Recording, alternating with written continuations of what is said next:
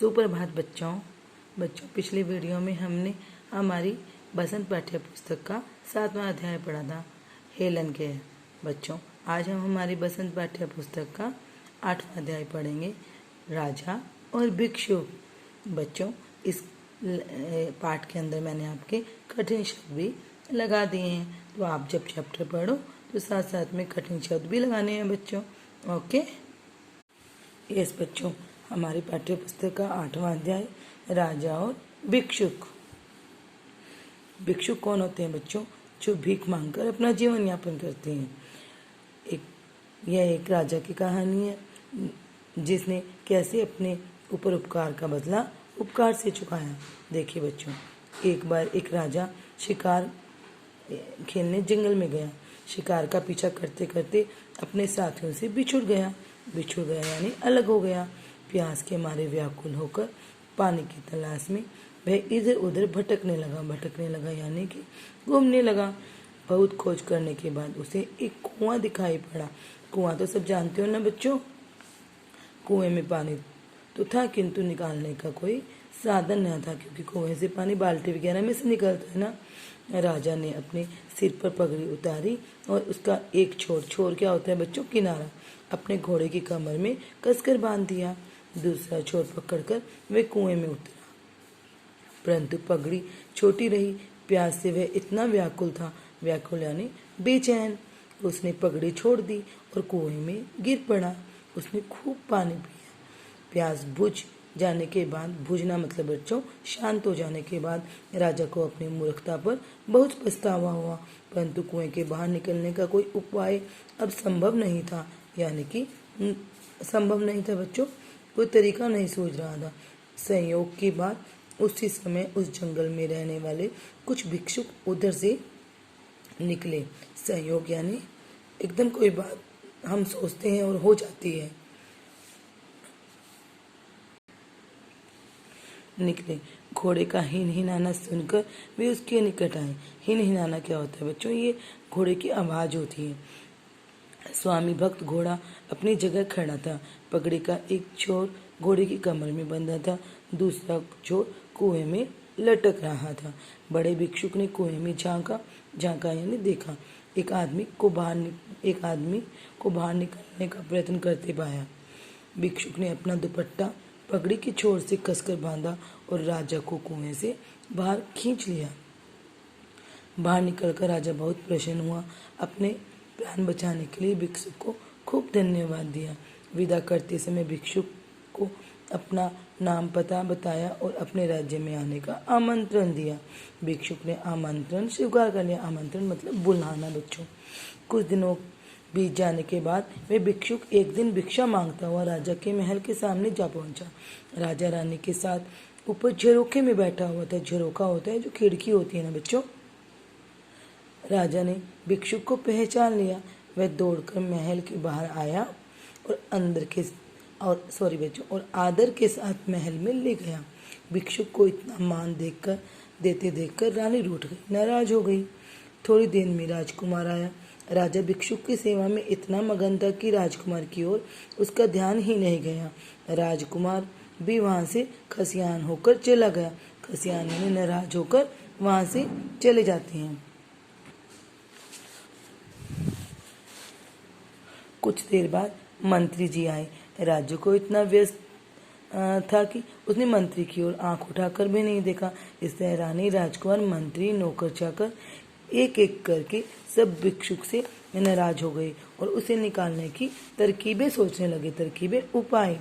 राजा ने यह देखा तो उसे बहुत दुख हुआ। उसने सबको इकट्ठा किया और पूछा, कोई हमारे साथ उपकार करे तो हमें क्या करना चाहिए? हमें भी उसके साथ उपकार करना चाहिए, सबने कहा। यदि कोई हमारे प्राण बचाए तो हमें क्या करना चाहिए? हमें अपना सर्वस्व उसे दे देना चाहिए, सब बोले। इतना सुनकर राजा ने कहा, ठीक है, महात्मा ने मेरे प्राण बचाए थे, बोलो अब मैं क्या करूं? यह सब सुनकर सम्मोहन हो गए।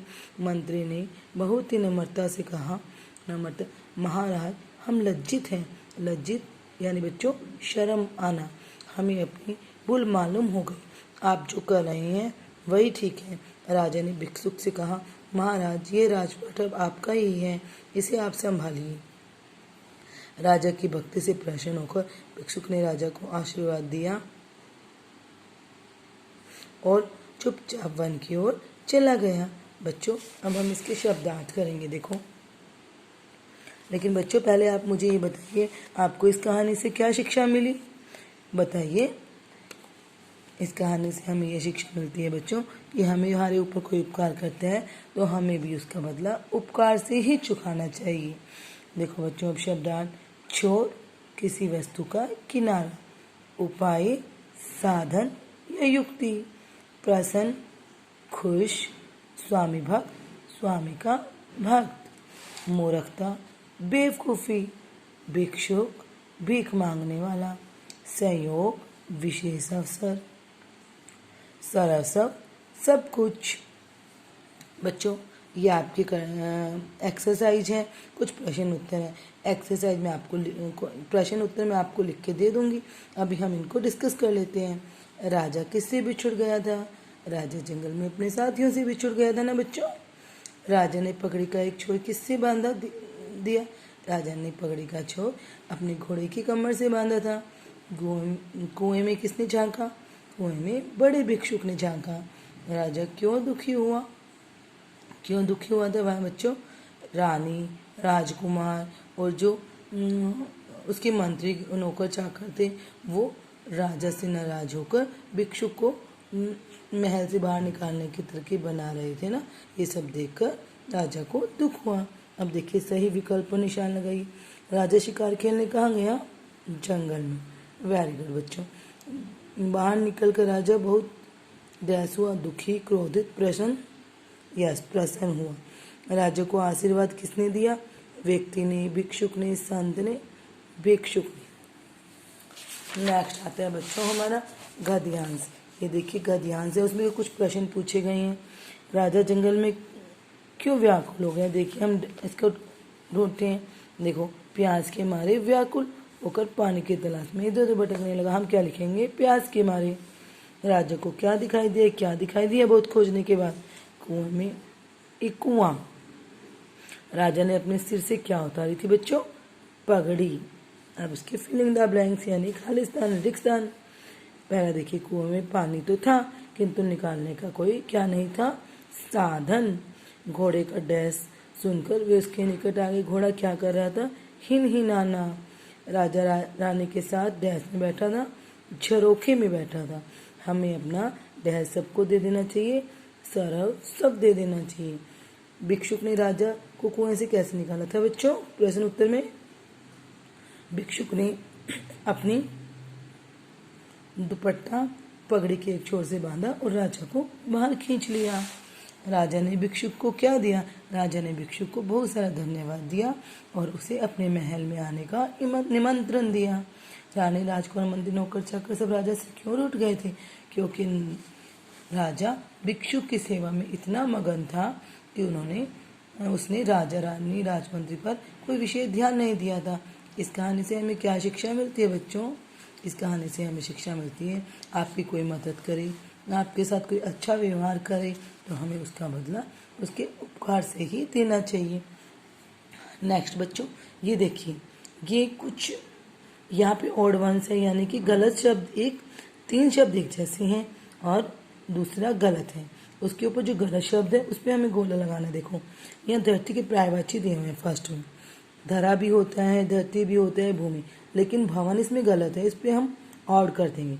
अब हाथ को हम कर भी कहते हैं, हस्त भी कहते हैं, लेकिन हाथी तो गलत है ना, इसको गोला लगा दिए। पेड़, तरु, वृक्ष, ये पेड़ के पर्यायवाची हैं, लेकिन तट का मतलब किनारा होता है बच्चों। गंगा एक नदी का नाम है, लेकिन गगन हम आसमान को कहते हैं, आकाश, आसमान। श्रम, मेहनत, परिश्रम भी मेहनत होता है, श्रमिक नहीं होता, मेहनत होता है। श्रमिक करते हैं ना मेहनत, तो श्रमिक इसमें ओड है, तो इसको हमने गोला कर दिया। अब हमें वाक्य बनाने हैं बच्चों। देखिए, मूर्खता, राजा को अपनी मूर्खता पर पछतावा हुआ। आप कोई भी सार्थक वाक्य बना सकते हैं। संयोग से भिक्षुक वहां आया। भिक्षुक, राजा ने भिक्षुक को धन्यवाद दिया। सरसव, हमें मातृभूमि पर सब निछावर करना चाहिए। ओके बच्चों, अब मैं आपको आपके क्वेश्चन आंसर लिख के दे देती हूँ। बच्चों, हमें हमारे कठिन शब्द लर्न करने हैं। बच्चों देखो, जो मैंने आपको इस चैप्टर के अंदर लगवाए हैं, अब मैं दोबारा आपको एक बार फोकस करके दिखा रही हूँ। देखो बच्चों, कठिन शब्द।